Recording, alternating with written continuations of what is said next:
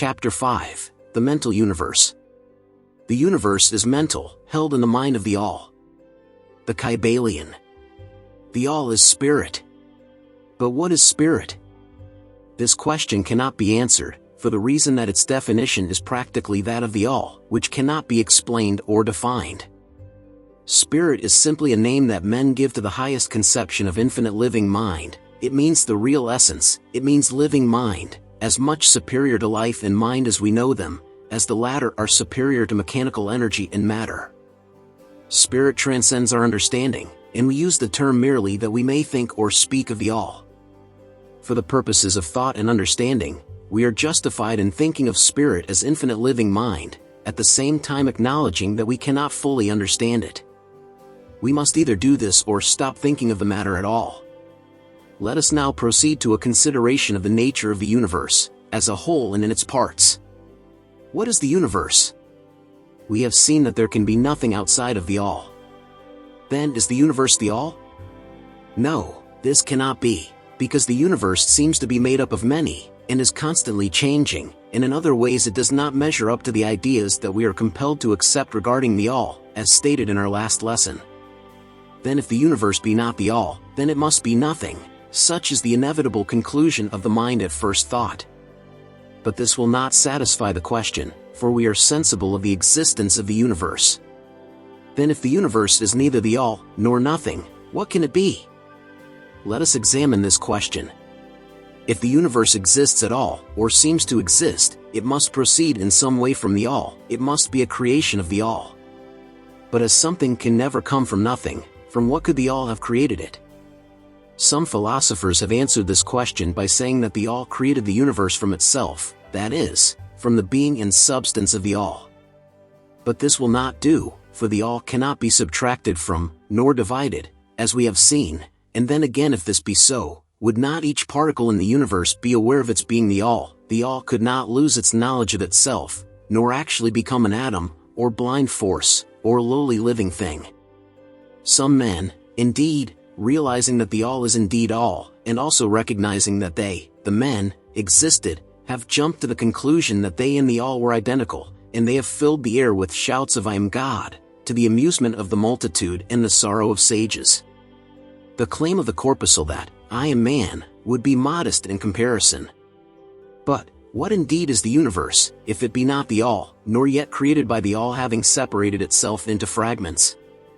What else can it be? Of what else can it be made? This is the great question. Let us examine it carefully. We find here that the principle of correspondence, see Lesson 1, comes to our aid here. The old Hermetic axiom, "as above so below," may be pressed into service at this point. Let us endeavor to get a glimpse of the workings on higher planes by examining those on our own. The principle of correspondence must apply to this as well as to other problems. Let us see. On his own plane of being, how does man create?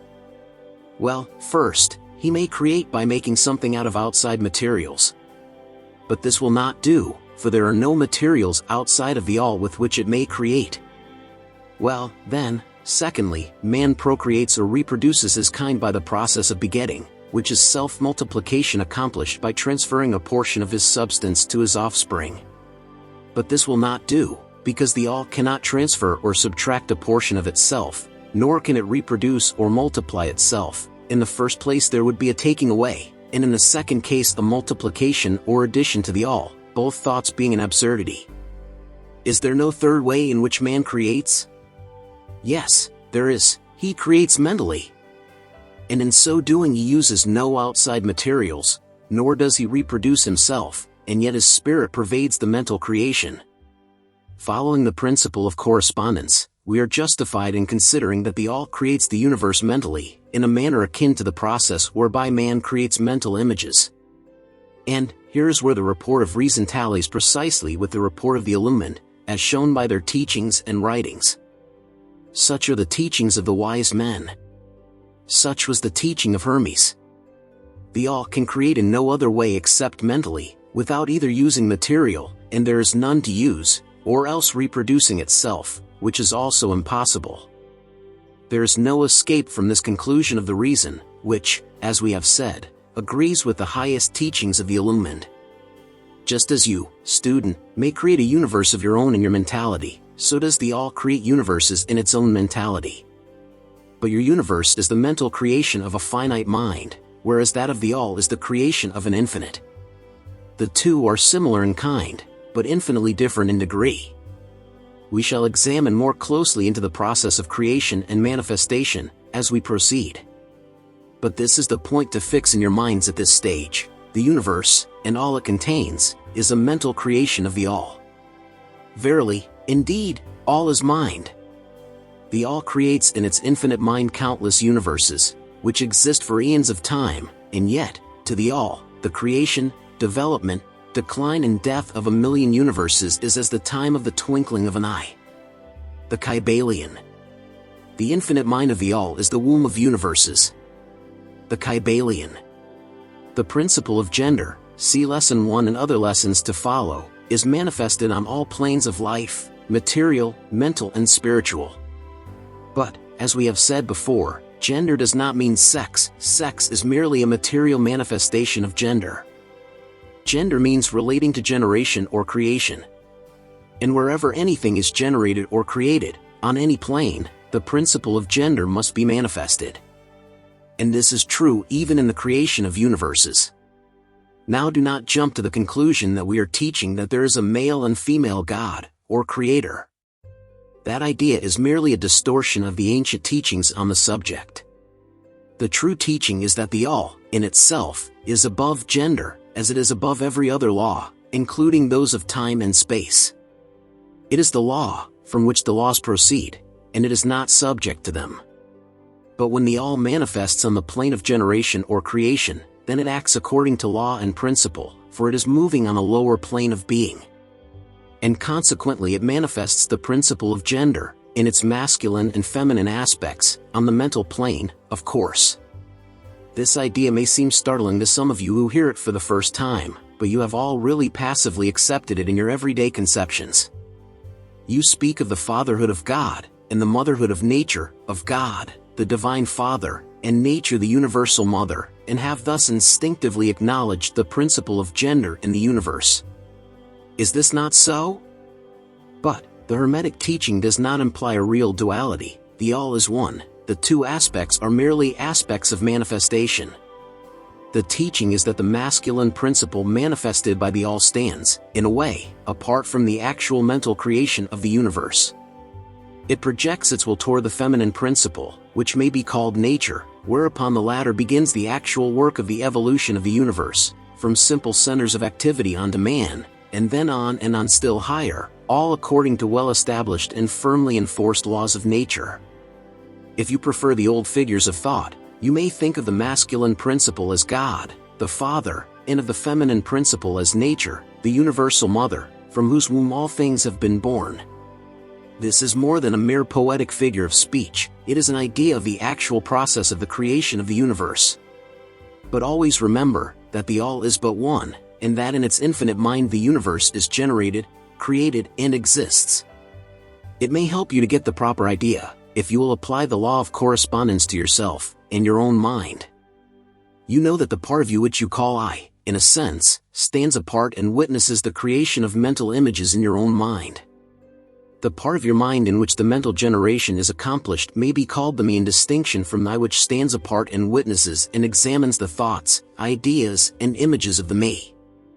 As above, so below, remember, and the phenomena of one plane may be employed to solve the riddles of higher or lower planes.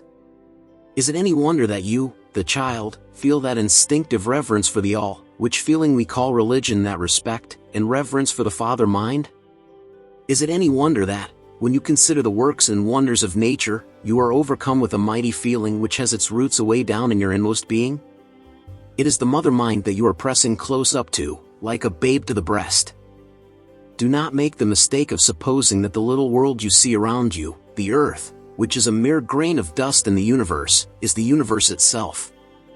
There are millions upon millions of such worlds, and greater. And there are millions of such universes in existence within the infinite mind of the All.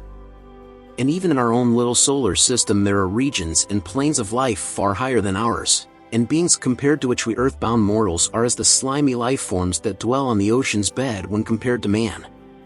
There are beings with powers and attributes higher than man has ever dreamed of the gods possessing. And yet these beings were once as you, and still lower, and you will be even as they, and still higher, in time, for such is the destiny of man as reported by the illumined. And death is not real, even in the relative sense, it is but birth to a new life, and you shall go on, and on, and on, to higher and still higher planes of life, for eons upon eons of time. The universe is your home, and you shall explore its farthest recesses before the end of time. You are dwelling in the infinite mind of the All, and your possibilities and opportunities are infinite, both in time and space. And at the end of the grand cycle of eons, when the All shall draw back into itself all of its creations, you will go gladly, for you will then be able to know the whole truth of being at one with the All. Such is the report of the illumined, those who have advanced well along the path. And, in the meantime, rest calm and serene, you are safe and protected by the infinite power of the Father-Mother mind. Within the Father-Mother mind, mortal children are at home. The Kybalion. There is not one who is fatherless, nor motherless in the universe. The Kybalion.